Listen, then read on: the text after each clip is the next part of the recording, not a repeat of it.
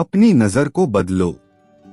Motivational story. एक बार एक बहुत बड़ा नेता एक साधु के छोटे से आश्रम में गया। वह साधु के बारे में बहुत सुना था, तो उसके मन में आया कि मैं एक बार जा करके देखता हूँ कि लोग उसकी इतनी तारीफ क्यों करते हैं। जब वह उस आश्रम में गया तो वहाँ पर एक छोटा सा कमरा था जहाँ पर एक कालीन बिछा हुआ था। वहाँ पर कुछ लोग नीचे बैठे हुए थे और साधु जी सामने बैठे हुए थे। कुछ सवाल जवाब चल रहा था। वह नेता उस आश्रम में आया और उस नेता के साथ में 4 बॉडीगार्ड भी थे और उसकी यह आदत थी कि जहाँ पर भी वह जाता था लोग अपनी जगह से खड़े हो जाते थे और उसकी तरफ देखते थे, हाथ जोड़ते थे और सर झुकाते थे। लेकिन यहाँ पर ऐसा कुछ भी नहीं हुआ। साधु व्यस्त होने के कारण उसकी तरफ देखा तक नहीं। तभी नेता को लगा कि यह मेरी बेइज्जती है और वह इस बात से गुस्सा हो गया। नेता ने थोड़ा गुस्से से साधु की बात को बीच में काटते हुए कहा कि मैं आपसे कुछ कहना चाहता हूँ। साधु ने उसकी तरफ देखा और बोला, आप थोड़ी देर रुकिए, पहले मैं इनके सवाल का जवाब दे दूं, उसके बाद मैं आपसे बात करता हूँ। तब तक आप अगर चाहे तो आप बैठ सकते हैं। बस साधु का इतना कहने की ही देरी थी। नेता का चेहरा गुस्से से लाल हो गया और फिर उसने अपना सारा गुस्सा उस साधु पर निकाल दिया। अभी तक वह नेता बहुत तमीज से आप कह करके बात कर रहा था, लेकिन अब वह तू तड़ाक पर उतर आया। नेता ने उस साधु को कहा, तुझे पता भी है मैं कौन हूँ और तू किससे बात कर रहा है? साधु ने उसकी तरफ देखा और कहा, मुझे इससे कोई फर्क नहीं पड़ता है कि आप कौन हैं, लेकिन आप जो कोई भी है, अगर आप चाहते हैं कि मैं आपके सवाल का जवाब दूं या आपसे बात करूं तो आपको कुछ देर रुकना होगा। और साधु की यह कहते हैं नेता गुस्से से पागल हो गया और वही सबके सामने चीखने चिल्लाने लग गया। अब मैं तुझे तेरी असली औकात दिखाऊंगा। तूने मुझसे पंगा ले करके ठीक नहीं किया। तुझे पता भी है मैं तेरे बारे में क्या सोचता हूँ। साधु ने फिर से नेता की तरफ देखा और बड़े ही प्रेम से कहा कि मुझे इससे कोई फर्क नहीं पड़ता कि आप मेरे बारे में क्या सोचते हैं। आप जो चाहे वह मेरे बारे में सोच सकते हैं।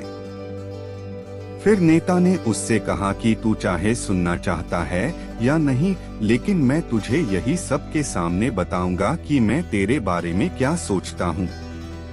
तू कोई साधु नहीं है, तू एक बहुत ही घटिया इंसान है। तू एक ढोंगी है, पाखंडी है और यहाँ पर जितने भी लोग बैठे हैं उन सबको बेवकूफ बना रहा है। तेरा बस एक ही मकसद है, इन लोगों की जेब में जितना भी पैसा है वह सब तेरे पास में आ जाए। तू अपने फायदे के लिए इन लोगों का इस्तेमाल कर रहा है और अब मैं तुझे नहीं छोड़ने वाला हूँ। पूरी दुनिया के सामने तेरा पर्दाफाश करके रहूंगा।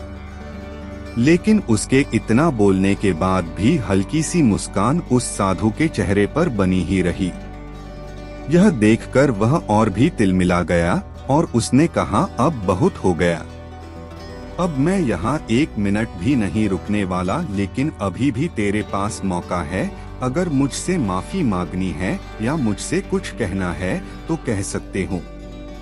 इतना सब होने के बाद भी साधु के चेहरे पर एक मुस्कान थी और वह बिल्कुल शांत था। और फिर उन्होंने अपनी आंखें बंद करी और फिर साधु ने अपनी आंखें खोली, हाथ जोड़े और कहा कि मुझे आपसे कोई गिला शिकवा नहीं है।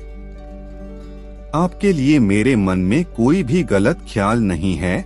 जो भी मेरे बारे में आपने कहा वह आपकी अपनी सोच थी, तो मुझे आप में कोई भी बुराई नजर नहीं आती है।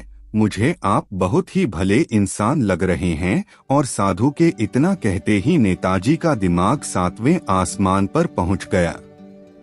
उसके चेहरे पर एक अजीब सी खुशी थी, क्योंकि उस साधु ने वही कहा जो बाकी सब लोग उस नेता को कहते हैं। और वह खुशी खुशी उस आश्रम से अपने घर की तरफ चला गया और जाकर के अपने पिताजी के साथ में बैठ गया।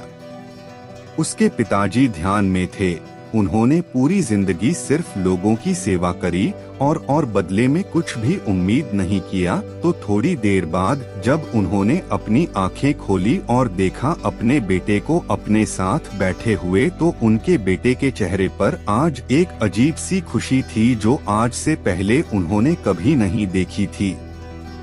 फिर उसने एक एक करके सब कुछ बताया कि आज क्या हुआ, किस तरह से वह आश्रम गया और वहाँ पर क्या हुआ, उसने क्या कहा और साधु जी ने क्या कहा। जब उसके पिताजी ने पूरी बात सुनी तो थोड़ा सा मुस्कुराए और अपने बेटे को देख करके बोले कि उन्होंने तुम्हारी तारीफ नहीं करी, क्योंकि उन्होंने वह नहीं कहा कि जो तुम हो, उन्होंने वह कहा कि जो वह खुद है, और तुमने जो भी कुछ उनको कहा वो नहीं कहा कि जो वो है, बल्कि तुमने वह कहा जो तुम खुद हो। यही बात वेदों में भी कही गई है, यथा दृष्टि तथा सृष्टि। यह दुनिया तुम्हें वैसी नहीं दिखती जैसी यह दुनिया है, यह दुनिया वैसी दिखती है तुम्हें जैसे तुम खुद हो। जिसकी नजर जैसी है उसके लिए यह दुनिया वैसी ही है। तो अगर तुम अपनी दुनिया को बदलना चाहते हो तो उसका सिर्फ एक तरीका है, अपनी नजर को बदलो।